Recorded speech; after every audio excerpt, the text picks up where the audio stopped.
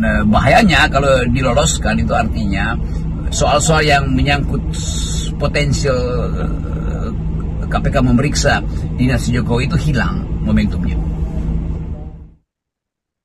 Siapa yang dipilih jadi komisioner KPK ini kan sangat penting, Bung Rocky, ya, karena jika kita ingin memastikan bahwa lembaga ini nantinya pasca Pak Jokowi lengser itu diharapkan bisa serius menangani korupsi di era Jokowi, terutama tentu saja era korupsi Pak Jokowi dan juga keluarganya.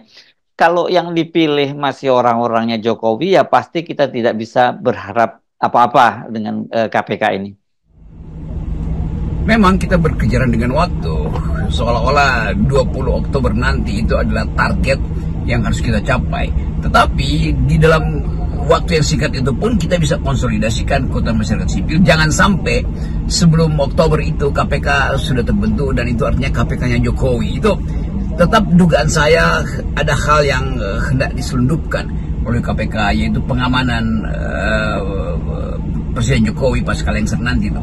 Kita harus menduga dengan cara yang agak liar bahwa KPK ini satu tonggak yang kita bangun di era reformasi yang kemudian dipermainkan oleh kekuasaan, dan akibatnya seluruh upaya untuk memberantas korupsi berhenti ketika Jokowi menjadikan KPK itu sekedar peralatan politik beliau. Jadi ini kasus belinya ada di situ.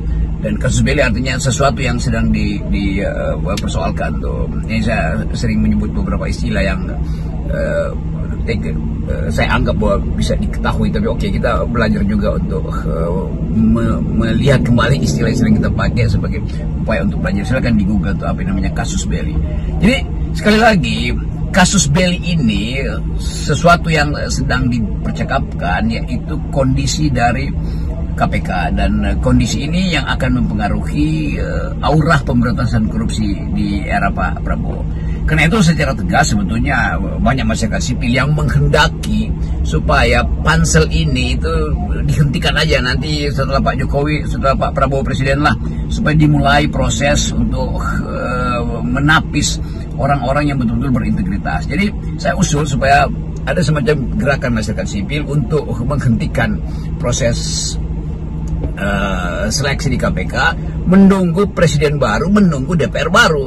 Kan itu intinya. Kalau kita ingin betul-betul memelihara momentum, kita harus pastikan bahwa hanya di dalam kondisi DPR yang baru, apalagi presiden baru, kita uji KPK ini bisa nggak bertindak netral atau bertindak dalam porsi yang dimintakan oleh reformasi, yaitu mengejar para koruptor.